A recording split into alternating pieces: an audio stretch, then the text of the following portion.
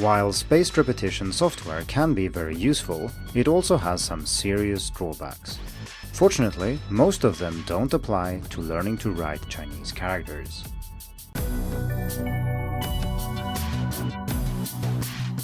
Hello and welcome to the Hacking Chinese podcast. In this week's episode, we are going to talk about characters and spaced repetition. And this month there is a vocabulary challenge over at challenges.hackingchinese.com, so if you're interested in that, just head over and sign up.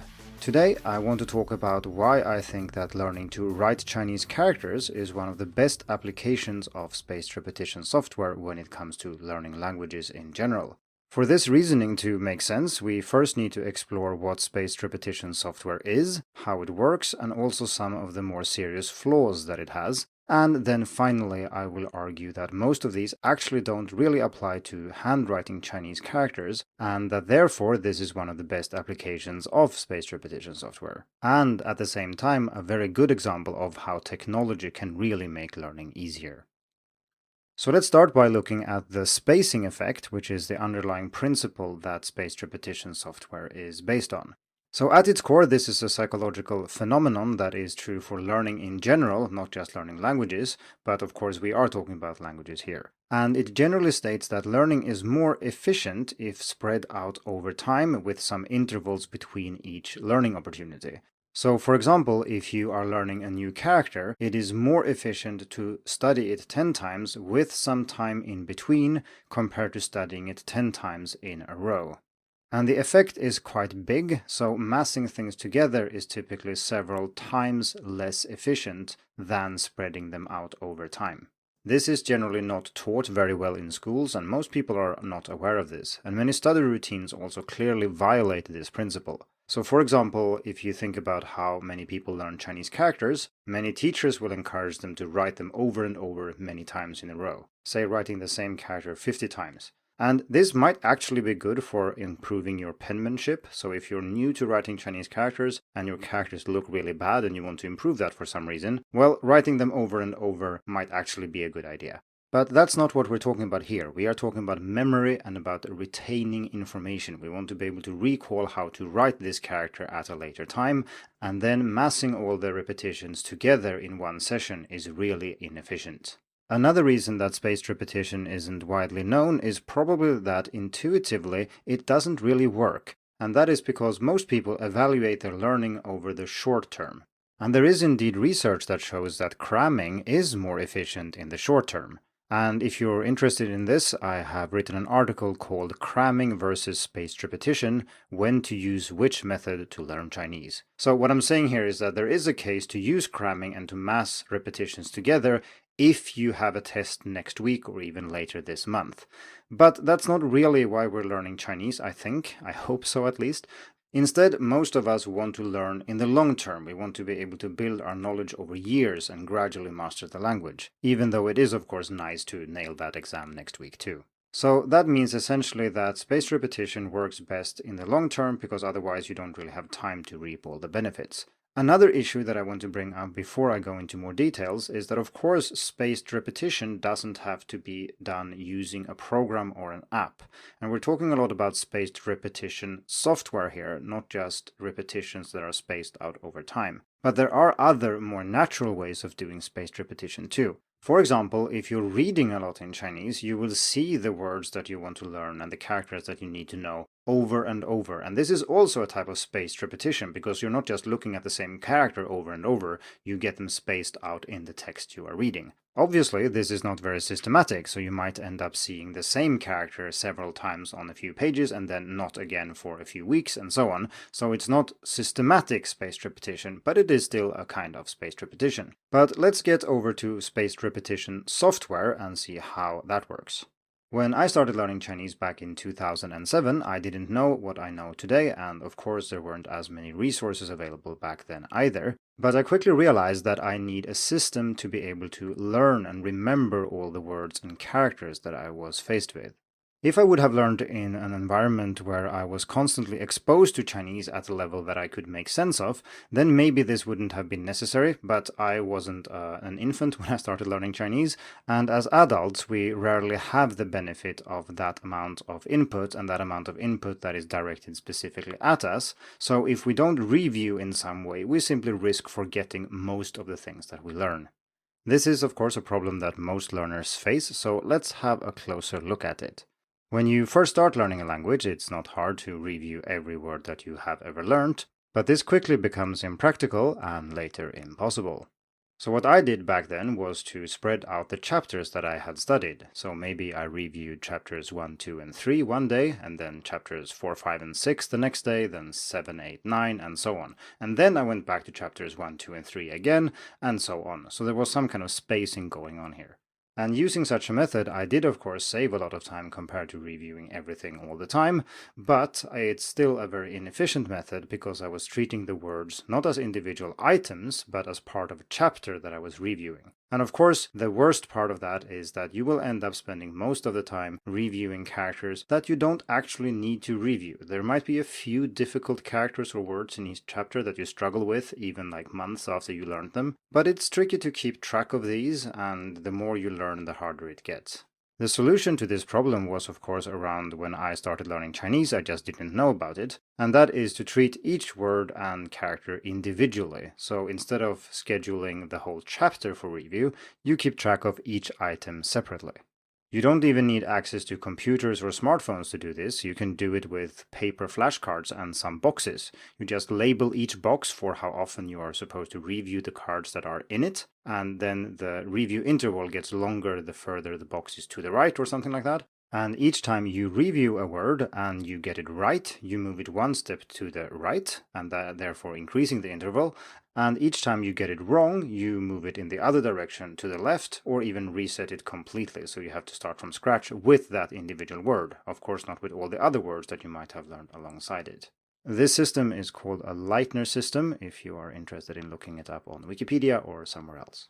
That being said, even though this low-tech solution certainly works, there are several big advantages of using a more high-tech variant. And for example, flashcards on a mobile phone can have audio, they can have animations, it's easier to manage digital flashcards, you can carry all of them around with you at all times, and so on. A computer can also be much smarter than you, at least in this particular situation, and it can also rely on lots more data than we can manage comfortably. And this is of course where spaced repetition software comes in. So these programs and apps work a little bit like the Leitner system I explained earlier, just that now it does it digitally and it tries to predict more precisely how far it can push out a review into the future. And with the boxes you might have a specific set of intervals, but a computer doesn't need to stick to specific boxes and can just in general try to predict how long can we delay reviewing this card without you forgetting it. The algorithms that underlie these programs have been around for quite a while and been polished a lot and optimized. And it's important to understand what they have been optimized for. So the goal of spaced repetition software isn't really to help you remember everything, because then the best method would simply be to show you all the words all the time, and then you would not have time to do anything else, and it would be very, very tedious. Instead, the goal is long-term efficiency, which means that you are actually meant to forget a certain amount of words. Maybe the goal is to remember 85% of the words you have learned. And the argument here is quite simple, because by lowering the goal to 85%, you save a lot of time, that's quite obvious. But you save so much time that you're actually better off doing that and just investing some of that time in relearning the words that you did forget. If you increase the goal to say 95%, you would spend way too much time studying and reviewing things that you really didn't need to review. So when spaced repetition software works at its best, it will always show you things that you're about to forget and that you actually struggle a little bit with, and very few words that you think are super easy or ones that you stand no chance at all of remembering. Obviously, this is done algorithmically, like I said, so the computer can't know when you're going to forget something, it just tries to make a prediction based on previous data. Okay, so that means that we have our perfect system to review vocabulary, right? Well, not really. There are many downsides to learning in this way, and some of these I explained in an article called "Spaced Repetition Software is not a Panacea." And that was mainly written for people who think that you can reduce language learning only to doing flashcards in a spaced repetition program of some kind. And obviously there is much more to language learning than that, and while spaced repetition software can be very useful in, say, supporting your vocabulary acquisition, it should still be a fairly small part of everything you're doing to learn Chinese. Today, however, I want to focus a little bit more on one of the potential downsides, and that is that just barely being able to recall what something means is often not enough. A good example of this might be listening comprehension. So if you're listening to someone speaking Chinese and you need a few seconds to recall what something means, that won't really cut it, because that person will have said another sentence while you try to think of what that specific word meant, and then you will be hopelessly behind and you will have no clue about what's going on. So just barely being able to recall what something means for practical purposes is sometimes almost as bad as not recalling it at all. This is true for other areas of communication as well, such as when you are speaking yourself. If you need to stop and think for a few seconds every time you encounter a key word, that won't really cut it, and having a conversation with you will be rather boring. Another example might be reading. So can you really say that you are literate in Chinese if you can read an article of, say, 500 characters, but it takes you an hour to do so? Well, most proficiency tests certainly don't think so, and I tend to agree. And this is something we explored in more detail in episode 43 of the podcast. So now it seems that spaced repetition isn't that wonderful after all. Most of the reviews that you do will be too easy because the algorithm will misjudge your knowledge of them, or because you've seen them somewhere else, such as when reading or listening, or it will be that you only barely can recall the words and what they mean later, and that's simply not enough to use them. One way of interpreting this is to say that you might just be better off reading and listening more instead of doing flashcard repetitions. And this is indeed a viable option, and there are many people who indeed think that this is the way to do it, arguing that you get the repetitions you need if you just read and listen a lot. And this is something we looked at in episode 16 about extensive reading, but of course the same arguments are valid for extensive listening as well.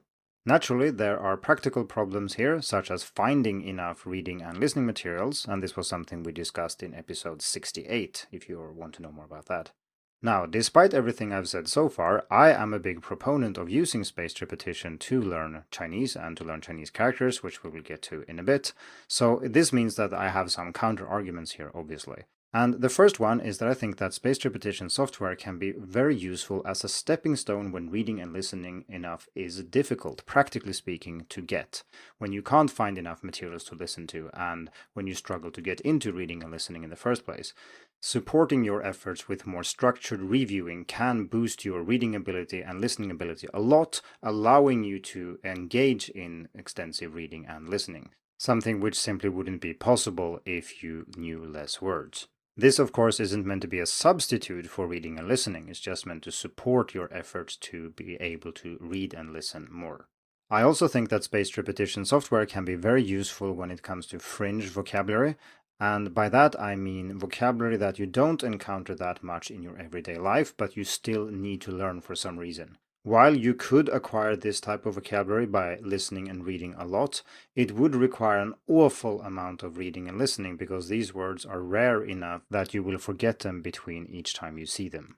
So now we are reaching the finale of this episode, and I'm ready to explain why I think that spaced repetition software is uniquely well suited to learning Chinese characters.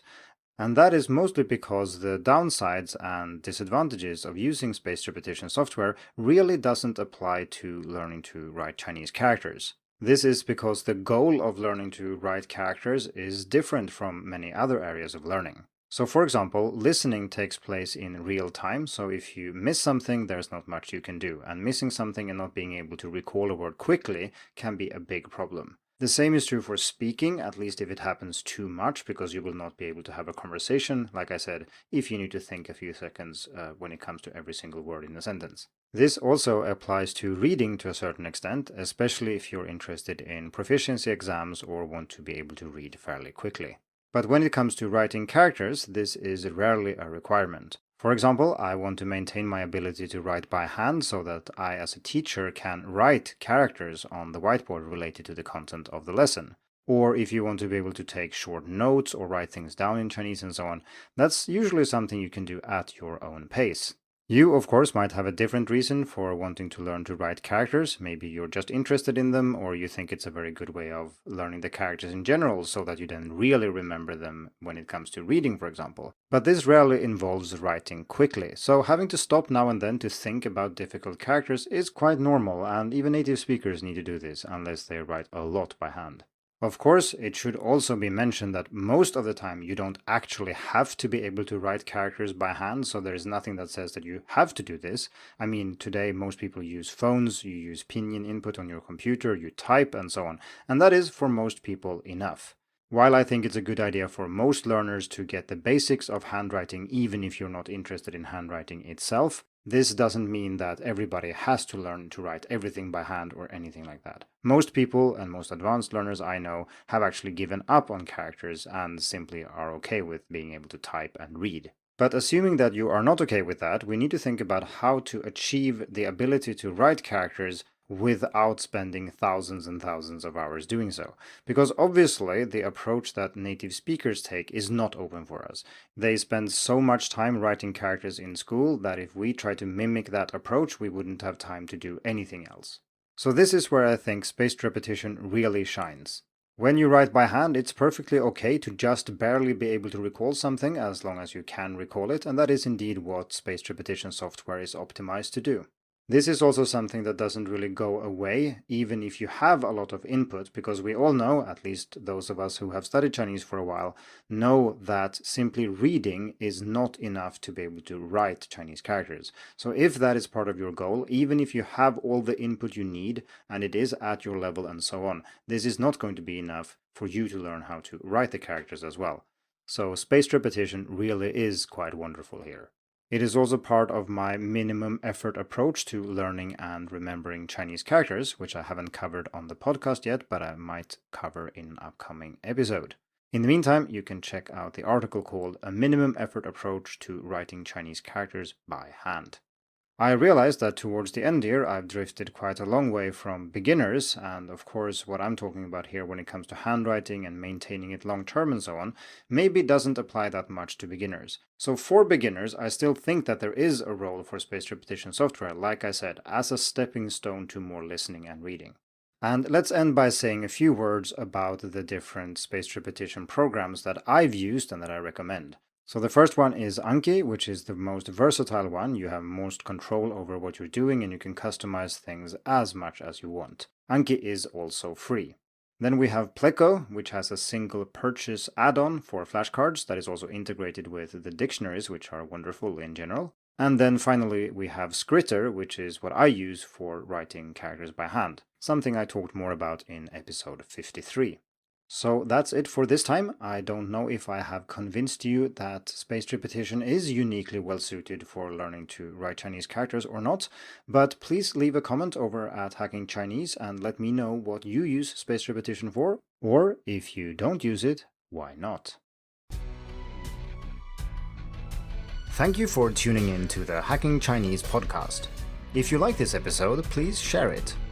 More information and inspiration about learning and teaching Chinese can be found at hackingchinese.com. See you in the next episode, and until then, good luck with your studies.